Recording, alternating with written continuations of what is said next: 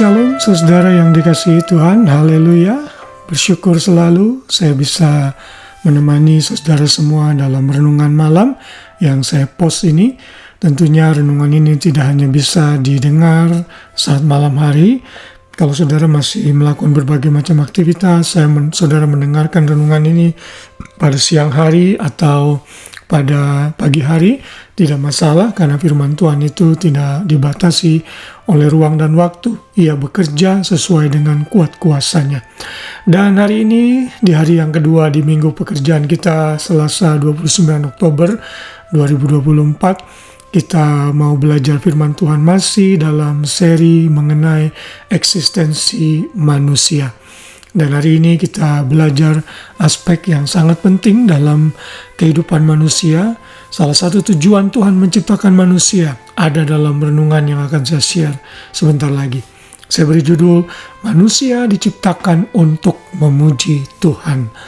Kita akan sama-sama membaca Mazmur pasal yang terakhir, yaitu pasal 150 ayat 6, yang berkata demikian, biarlah segala yang bernapas memuji Tuhan.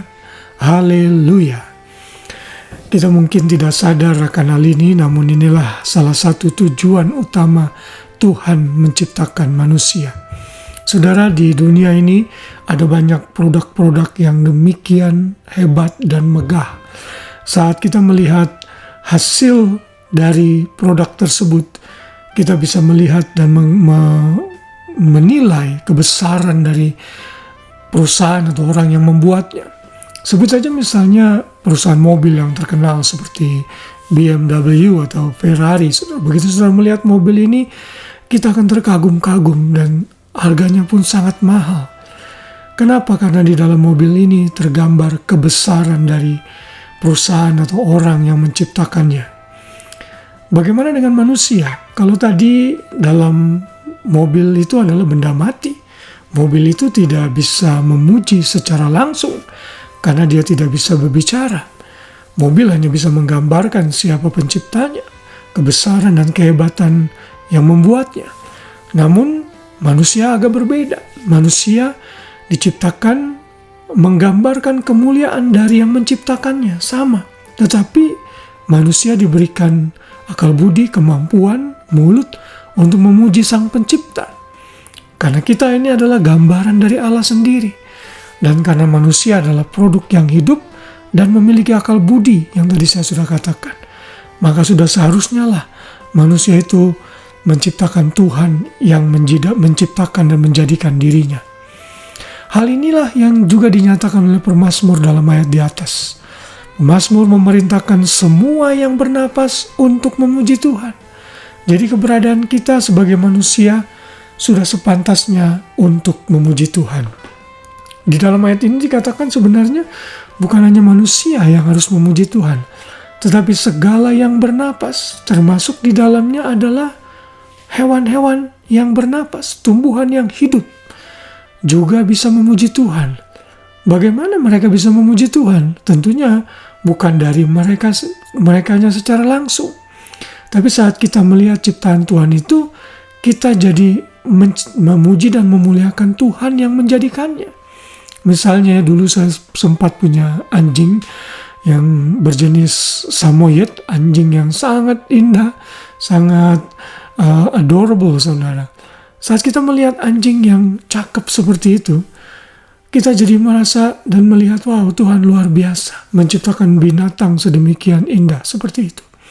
Kalau saudara melihat gunung-gunung yang menjulang tinggi, lautan yang terbentang dengan ombaknya yang menderu-deru, saudara mulai memuji kebesaran Tuhan.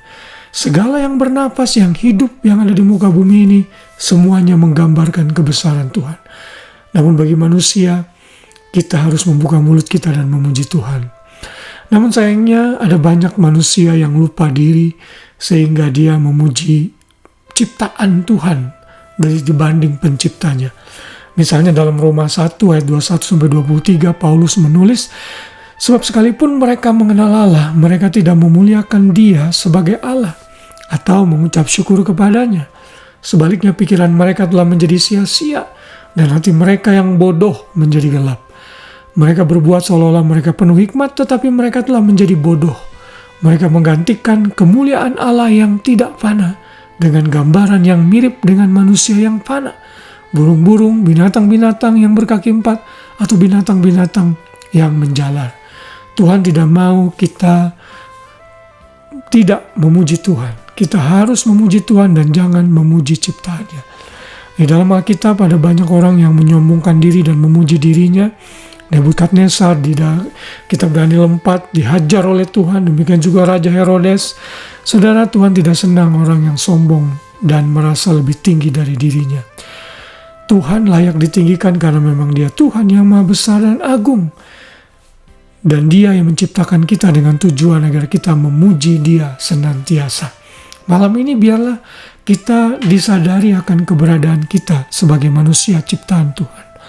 Tuhan menciptakan kita dengan satu tujuan yang indah dan mulia, yaitu memuji dan memuliakan Dia, sehingga melalui hidup kita nama Tuhan saja ditinggikan. Mari jadikan memuji Tuhan sebagai habit kita. Mari jadikan pujian kepada Tuhan itu sebagai karakter kita yang harus kita pupuk hari demi hari, sehingga melalui mulut kita menaikkan pujian yang indah bagi Tuhan.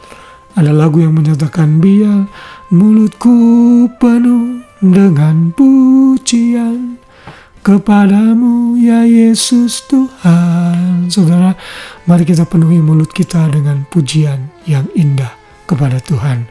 Haleluya. Selamat malam, selamat beristirahat. Biar kasih Kristus menyertai kita, dan besok pagi kita bangun dengan kekuatan yang baru dari Tuhan. Haleluya.